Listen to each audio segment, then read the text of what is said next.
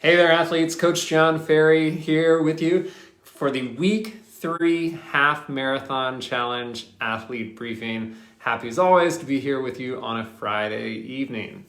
Hope everyone is having an awesome Week 2. And per usual, we'll start off our briefing this evening with a little Week 2 review, which in this particular instance happens to rhyme. Week 2 review. Started our week with the endurance run inclusive of 10 striders. So we're hoping for an easy effort from start to finish in this run. Those striders are placed there at the end of the workout just to open up our stride length a little bit. We kind of been locked in by that point of the workout, running a very similar speed for quite a period of time. So we're trying to just elongate that stride and close it down, elongate the stride and close it down, so that hopefully as the workout's starting to come to a conclusion, actually, you're starting to feel just even a little bit more open than maybe you were even in the middle of the workout. That's our goal there. So just a reminder that those are not, they're not intervals, they're not sprints, they're certainly not sprints, they're just little accelerations where we want to open up and close back down, open up and close back down. So take those nice and easy.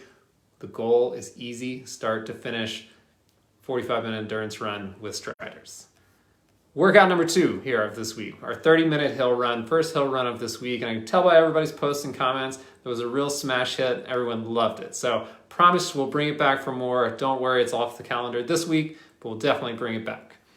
So what we warmed up, used the striders in this instance as a warm-up to get our body ready to take on some of the strain for the workout to come, because the workout is running these hill intervals at half marathon pace. And as what many of you found out, it's a little bit harder than it sounds like. Not the biggest, baddest workout we've done in our challenge history for sure. When we start to put the kind of added resistance of the hill in combination with the pace, it certainly gets the effort level a little bit higher. So this is probably, in essence, more of a threshold energy zone workout, despite the fact that we're running at half marathon pace. So we add the difficulty points of the incline. So a great workout here in week 2 of this challenge.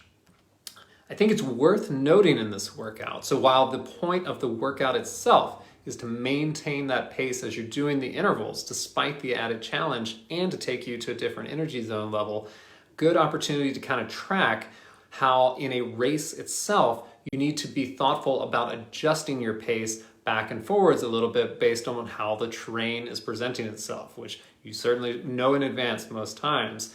But you need to think about that now and start to utilize it in outdoor tempo runs and outdoor long runs to know that there is a range even to race pace where you want to be able to kind of be at the high end. You want to have to back off of it, when the terrain requires it in order to keep the energy kind of a rate of perceived exertion the same, because you don't want to, in a race situation, overshoot your energy zone because you're trying to maintain pace at all costs. So very important thing just to clock here in week 2 of this challenge is that that's something to work on once again when you're outdoors running your long runs, running your race pace runs. So kind of think about that as you're going into it. And then key run number 3 of the week, our long run. And for week 2, our range is 5 to 7 miles. We're just progressing a little bit over week 1. It's going to be a little bit less hopefully than week 3. We're just stepping up week by week. Similarly, the goal for these workouts is to be easy at the beginning, in the middle, and the end. So if you're not feeling that way, you need to adjust the pace back.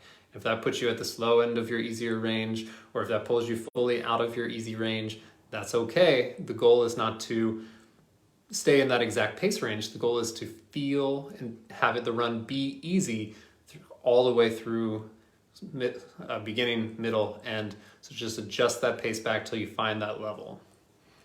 This is not a time to practice intervals. This is not a time to practice half marathon pace. Right now, especially early in the process, we're building up volume, we're working aerobically, we're trying to get up to where we want to be, and there will absolutely come a time and a place where we put some optional race pace miles into the long run, but we are not there quite yet.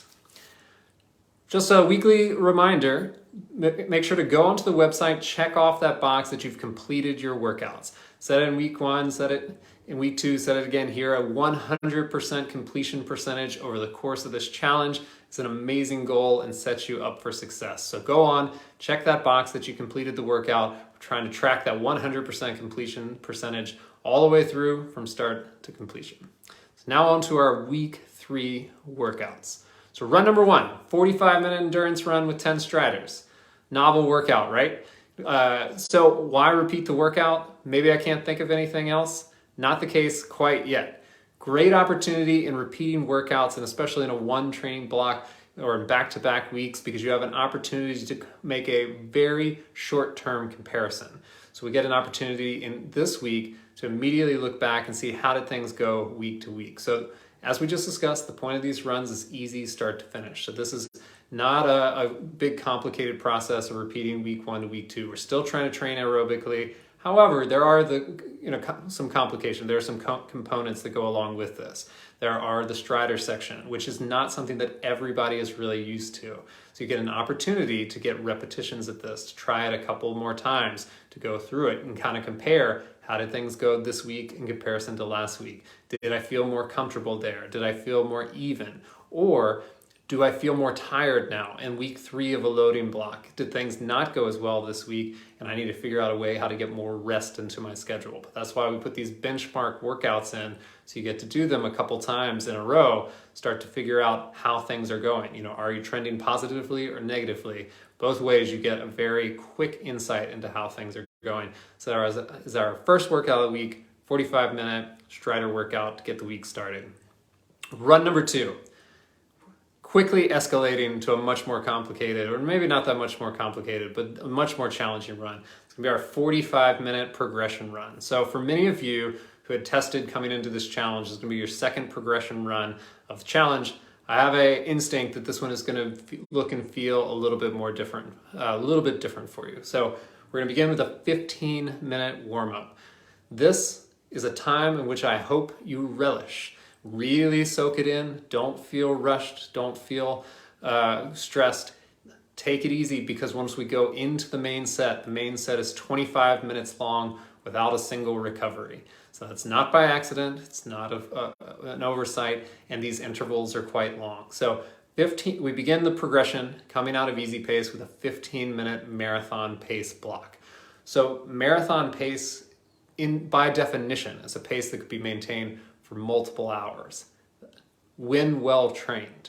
That being said, we're at the beginning of our training block and we're not training for the marathon. So I don't expect you to be at that level where you can maintain marathon pace for hours on end. So this is going to feel a little bit challenging. So don't get frustrated, or don't feel that this should be a pace that you can maintain for many, many hours, because we're not that deep in our training block. It's fairly early on.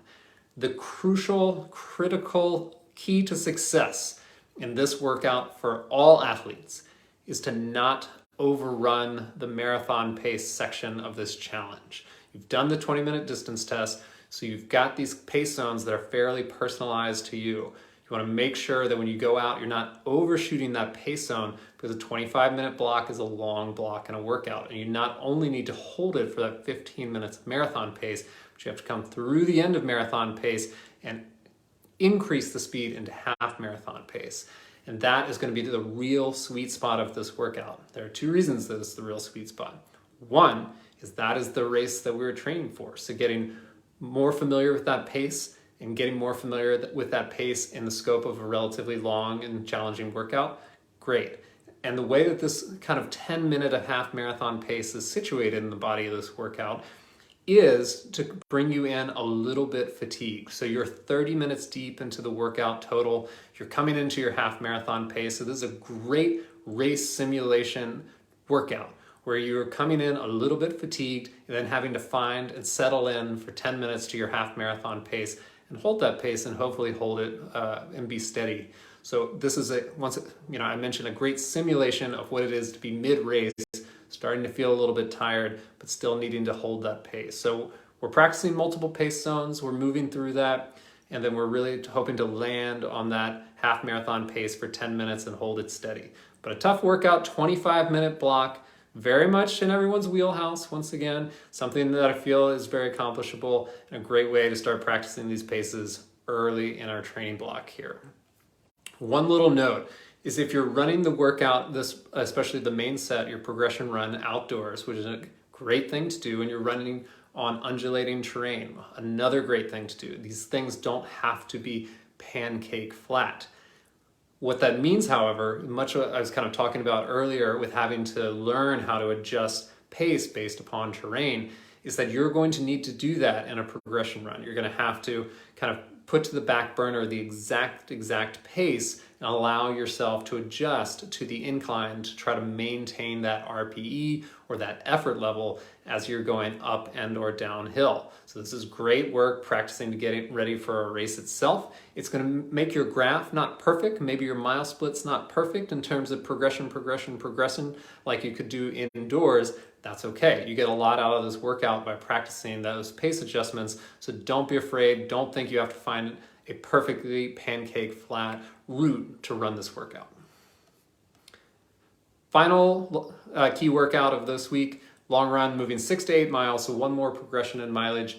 Certainly feel free to still utilize the range. If you attempted 5 miles or 6 miles or 7 miles this week, and that felt very, very challenging, don't feel that you have to necessarily immediately shoot forward just because and do 8 miles. There's a range for a reason. So if you're starting to get fatigued at the end of the week, 3-week loading cycle, the range is there for a reason. And we kind of listed as beginner, intermediate, advanced, but that's a guidance. So I will tell all of the athletes I work with one-on-one, especially when these miles start to build up like this, is that I'll give them a 1 to 2 mile buffer depending upon how they're feeling. And that's what we have here for all of you as well, kind of a 1 to 2 mile buffer in each direction. So if you're feeling great, try to go for the high guidance. If you're less experienced with the distance or off your game for the day, that happens to all of us, take the lower guidance, get back to it in the week to come. So 6 to 8 miles here for week 3. So this is a great opportunity in our training block here. 6 to 8 miles, we're starting to move towards workouts. And for many people, we might already be in workouts that are far past an hour and we're hitting 90 minutes plus. And so anytime I have an athlete coming into workouts that are 90 minutes plus, start to really talk to and look at intra-workout nutrition. And this in essence is adding nutrition in the middle of a workout in order to not only fuel you for the workout, but to better fuel recovery after the workout when you come out of the session so you're a little bit less depleted.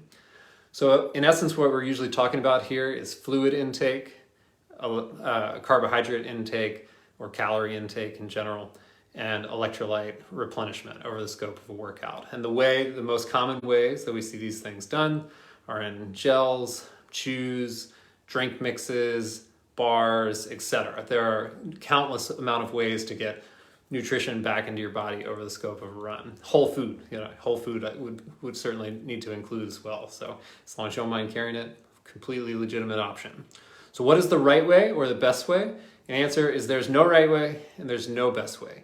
And all of the things that I talk to athletes about over all the span of years and the hundreds of athletes that I've been able to interact with, nutrition is one of the most complicated parts of it, and it's absolutely the most personal aspect of training. So as you can see, I can take a series of workouts or a training plan, and that can relate to a large group of workouts, and everyone can kind of benefit from a very similar structure.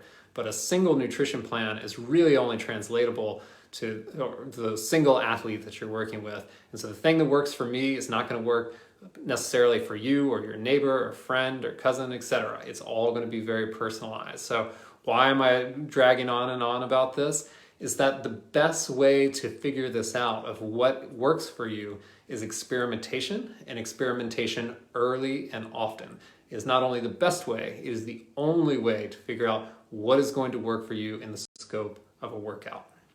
So general guideline on what we're trying to take in intra-workout. So not before your workout necessarily, not after your workout, but in the middle of your workout. And yes, there will be plenty of contrary opinions, and that's fine. But it are carbohydrate-based foods that tend to be low in fiber and low in protein. And if you move into an ultra running arena, this becomes a different conversation, but we're talking about the half marathon. So carbohydrate rich, low fiber, low protein is what most kind of traditional wisdom of what to take in during the workout. So speaking of traditional wisdom, the gels, the chews, the chomps, which many people are familiar with, most traditional recommendations would say to take in this about every 45 minutes. There tend to be roughly 100 calories. Some contain electrolytes, some do not. They're very sugary, very sweet, not super palatable, but they certainly do help over the scope of a long time. More newer school thinking is that with training, so with training being a very large caveat, that well-trained athletes actually can take in probably as much as 100 calories an hour about every 30 minutes, so 200 calories or so over the course of an hour. Once again, for endurance athletes, triathletes, etc., when you're working in a lower heart rate zone, longer race, you can do more calories, different conversation. Once again, we're on the half marathon here. So taking in this, especially if the race is going to be 2 hour or 90 minutes, 2 hours, 2.5 hours, 3 hours, crucial to be taking in a little bit of something over the scope of time. The time to start experimenting with that is right now in your training. You don't want to put this off till later. It can take weeks and months of experimentation to try to find something that works for you. Not only what your body reacts well to, how do you carry it, how do you get it, how do you open it in the scope of a race. So you want to be looking at this and starting to finesse this plan right now so that when you come into your race weekend, and the weeks before, you're simply practicing what you already know is going to work for the race and just getting your body used to it, getting your repetitions in. So for electrolyte intake, and this is a tricky one, so I want to touch on it kind of briefly because I have not seen a ton of great ways to quantify how much electrolyte needs to be replenished based upon loss. There are some things, but not really agreed upon. So the simplest fashion to look at this is the heavier you sweat, probably more likely the higher number of electrolytes you're losing, the bigger the need you need to replenish during the scope of your workout itself. Similarly, for hot weather races, tends to be more sweat lost, bigger the need for electrolyte replenishment. Similarly to calories, this can be taken in gels, powders, mixes, salt tabs, etc. Similarly to the calories, it has to be experimented with. You need to figure out over the scope of your run, am I losing salt? Am I craving a salty food during the scope of my run or immediately following? Body is a great indicator to tell you exactly what you should be replenishing with during the scope of your run. If you're really craving sweets, you might probably need carbohydrate or fuel in that way. If you're desperately craving salt or something savory, it might be because your sodium levels are really dropping. But our bodies are pretty good at giving us clear-cut indicators of what they want to take in. So these are all things just to start considering and to start incorporating the best ways into your long run. And so if I were to do a very kind of rudimentary recommendation, it would be to start taking in somewhere between 50 to 100 calories an hour. And that can be of any crossover of food type. Drink to thirst. I don't like the prescribed recommendations on exact amount of fluid in. I would say drink when you're thirsty. You don't necessarily need to hit any predefined numbers.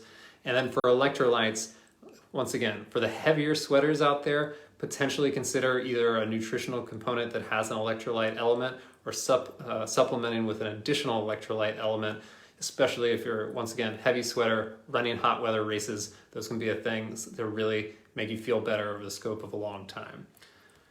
And just to really pound it in one more time, don't wait on this. There's thinking about it and there's doing it, and we don't need to get ready to get ready. We need to get to action right now. So you want to move this into an action plan where as soon as this weekend, as soon as next weekend, you're starting to incorporate this into your routine. Because once again, for workouts over 90 minutes and or races over 90 minutes, this is something we really want to be thoughtful of. And it'll be a big piece of the pie for a lot of you out there. So hopefully that's helpful. There are endless topics and conversations and a huge rabbit hole we could go down on the nutritional front. Certainly feel free to continue dropping questions onto our Facebook group, and we will certainly answer them to the best of our ability now. Week 3 photo challenge, smooth sailing. So share a photo or story about how you perfectly paced your progression run, which everyone will do. And we'll pick our favorite and send a little TW swag your way. So make sure to tag @TeamWhopers, @TeamWhopersRunChallenge, and use hashtag #TeamWhopersHalf to participate. So a couple questions that came up via the group this week. So a good one, I think we've touched on it before, we'll touch on it again, there's never enough. So tips on getting back to training when we've been involuntarily sidelined, which is a great phrase. I want to use that in the future. Give given the weekly mileage increases, should we continue where we were before we got sick, even if it puts us behind on the training plan? So great question, and pretty much inevitable. All of us will get sick in the middle of a training plan at some point, and we can just go throw in sick and injured, although injured is slightly more complicated. So either way, when I'm ready to go, when I'm healthy and ready to start training again, I pretty much 100% of the time come back in with an easy week. I don't want to come back in at high intensity. I don't want to come back in trying to push too hard. It's going to feel harder. It's going to be frustrating. I'm going to feel more tired. Even if I haven't necessarily lost that much fitness, there's just a little momentum to getting back into the swing of things. So I always come back in with the easy week. And what I'm looking to do is to track back to my previous volume. So if I was doing 40 miles a week, I'm looking to get back to 40 miles a week, but I want to make the pace nice and easy.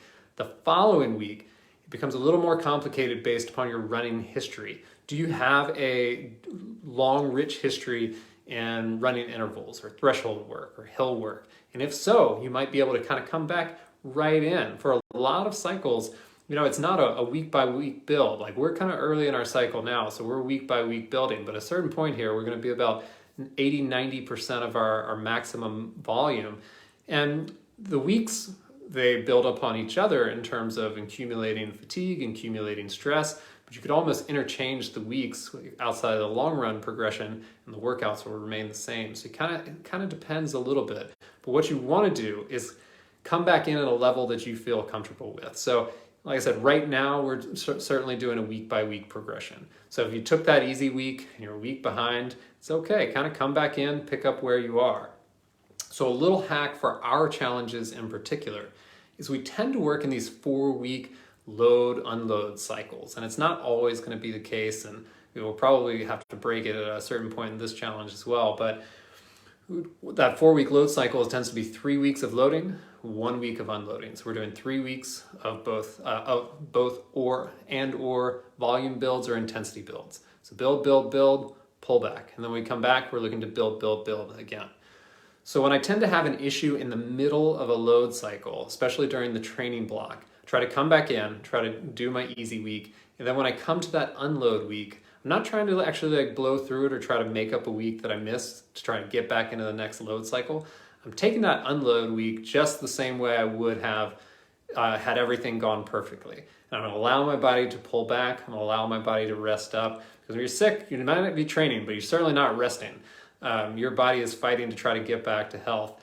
So I take that unload week, and then when I come off of the unload week, that might be a time, if I feel really comfortable and confident with how I'm running and how my body is responding, that I try to go a little bit bigger or a little bit higher, and maybe try to catch up to where the rest of the challenge is. So it's always going to be a case-by-case scenario, and that case-by-case is, what's your training history? Does the volume feel comfortable? Is the movement more than a 10% per week adjustment?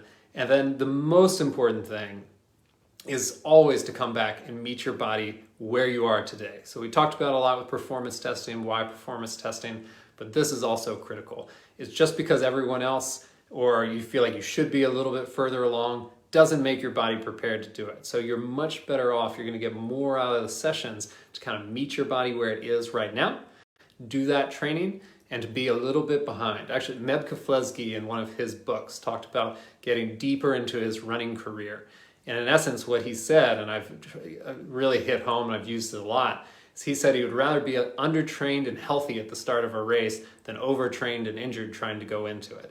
And I have seen that time and time again where we're flirting this line of athletes trying to work through injuries in a training progression, and I very, very rarely see it turn out well. So 100% of the time now, I'd rather have an athlete healthy and undertrained at a starting line and able to go out and give it a nice, good try than someone who's been trained to the max but's coming kind of limping in. That's not a great way going into a race. So once again, always meet your body where you are. It's kind of interesting question here but this kind of came up if we're just a little bit off the Disney race weekend. People are familiar with the Dopey Challenge of back-to-back races. So any advice on back-to-back races or challenge series? I'm participating in the Flying Pig 3 with extra cheese. which is a 1 mile race Friday night, 5K and 10K Saturday morning, and a half marathon on Sunday. So a lot of running. So these things are great. They're a lot of fun. I think the most important thing about these weekends is to really be clear about your goals and priorities. Do you have a time-specific goal on any of these races? If so, everything else kind of just becomes extra. If you don't have a time goal, if your goal is more completion-based, then that's great. That's a great way to go in the weekend. You kind of want to have fun with each of the runs, want to kind of make sure to start kind of light, stay kind of light in the middle, and if you have anything left at the end, you can certainly go a little bit harder on the half marathon.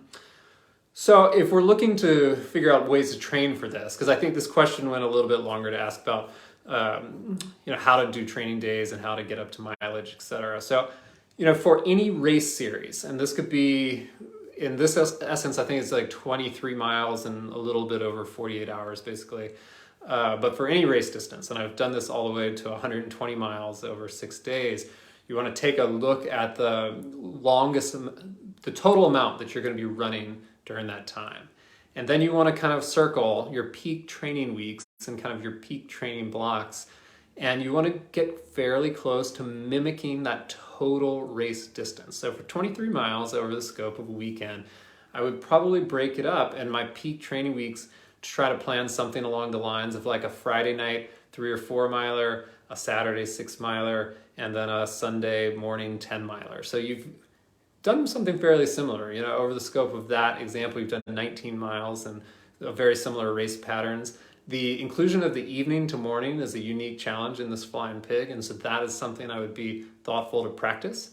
The other thing that's very important is that if you're not used to running on back-to-back days, much less back-to-back-to-back days, I would take a look at your overall training schedule and I would start sooner rather than later figuring out a way to put multiple runs next to each other. And I wouldn't put multiple key runs. I would put a multiple run with a kind of shorter endurance run. But you want to get to a point, certainly by the time you get there, that you are comfortable and confident with running on back-to-back days, and probably by that point, back-to-back-to-back days, because that's going to be very important for you. Then over the scope of the week, over the scope of the weekend, just be very thoughtful with the effort. If I was going into it and didn't have time goals, as I mentioned, it would be easy from start to finish. And if I had a little bit of extra energy, probably run the half marathon hard. If you do have time goals in any of the events, naturally you need to pull back on all the other races and really put forward the event that you feel like you want to run the hardest. And that would be totally up to you. No wrong choices there. Well, friends, that is all here for the week 3 briefing. Thanks as always for being here with me on a Friday night. It's a real pleasure, and I look forward to seeing you next week. Have a great one.